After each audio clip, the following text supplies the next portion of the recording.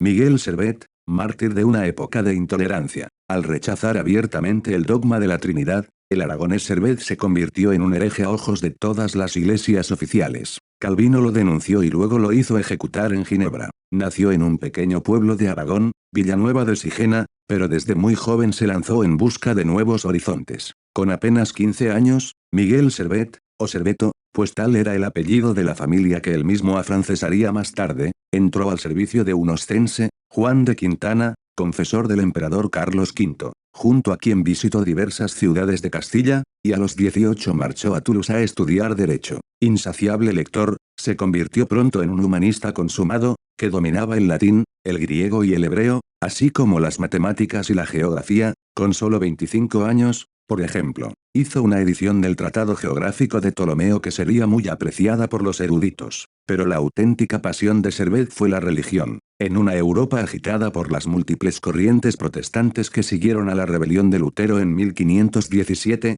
Servet se sumó a los que demandaban una renovación total de la Iglesia y rechazaban el dominio de la jerarquía papal. En 1529 asistió, acompañando a Quintana, a la coronación de Carlos V en Bolonia por el Papa Clemente VII, y la ceremonia lo llenó de indignación. El pontífice, decía, se hace llevar en hombros y se hace adorar como si fuera Dios, cosa que ningún impío osó jamás hacer desde que el mundo es mundo.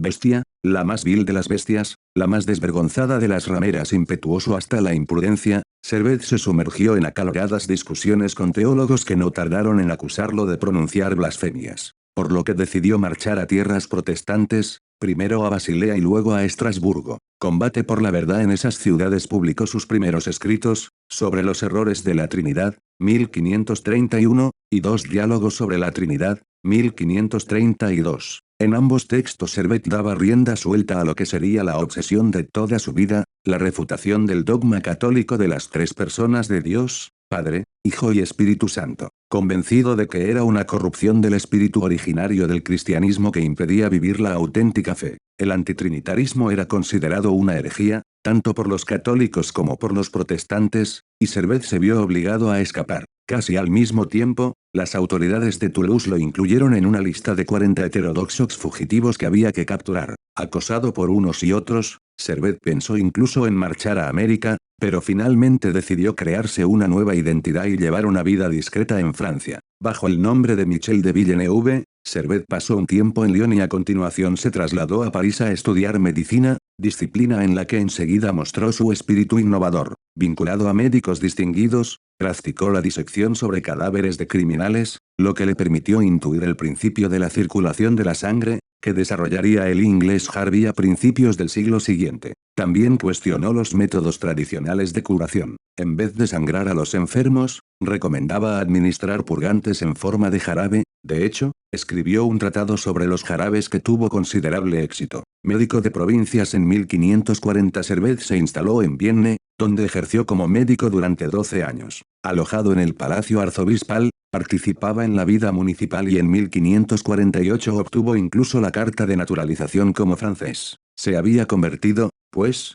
en un ciudadano respetable, que aparentemente había dejado atrás sus imprudencias de juventud. Pero no era así. Ni por un momento había dejado de meditar sobre temas de religión, y en particular sobre la cuestión de la Trinidad, hasta el punto de que, convencido de la necesidad de comunicar al mundo sus ideas, en 1552 decidió exponerlas en un libro, Restitución del cristianismo, sabedor del riesgo que corría. Servet tomó esta vez más precauciones que con sus primeros opúsculos sobre la Trinidad. Hizo imprimir el libro de forma clandestina y lo firmó solo con sus iniciales. Los 1000 ejemplares impresos se repartieron por diversas ciudades haciéndolos pasar por papel en blanco. Pero, al cabo de unos meses, un tal Guillaume de Trie escribió una carta a un primo suyo residente en Lyon en la que le revelaba las herejías que contenía el libro y que su autor era el discreto médico que residía en Vienne bajo el nombre de Michel de Villeneuve. De inmediato, la Inquisición de Lyon, de la que dependía Vienne, ordenó el arresto del hereje aragonés. En realidad,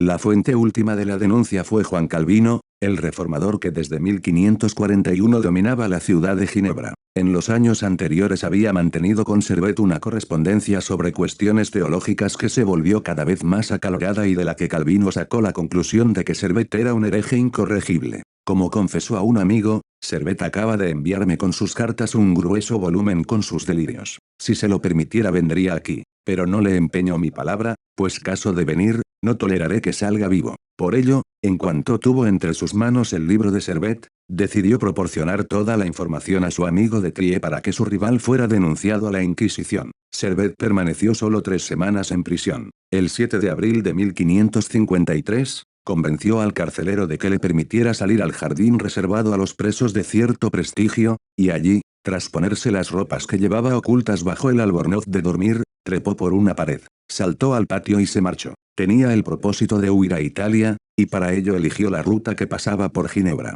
La decisión parece imprudente, pero aún lo era más el hecho de que el mismo día que llegó, un domingo, Servet asistiera al sermón que daba Calvino en la catedral, aunque esto se ha explicado como una forma de evitar a la guardia ginebrina, que recorría los hostales y las casas de la ciudad arrestando a aquellos que no acudían a la iglesia. En cualquier caso, unos fugitivos calvinistas de la zona de Lyon lo reconocieron en la iglesia y lo denunciaron a las autoridades. Fue arrestado cuando volvía a su hostal. La justicia de Calvino. Durante 2 meses Servet fue sometido a intensos interrogatorios, en los que mantuvo en todo momento una actitud orgullosa y desafiante. En los márgenes del escrito de acusaciones formuladas por Calvino, escribió comentarios como: «Tú deliras, qué infame borrador, has mentido en todo, en todo». Desde su celda llegó incluso a pedir el arresto de Calvino: «Muy honorables señores, estoy detenido en virtud de la delación criminal de Juan Calvino, el cual me ha acusado falsamente, por lo cual pido que mi falso acusador sea castigado con la pena del talión y que sea hecho prisionero, como yo os pido justicia, mis señores, justicia,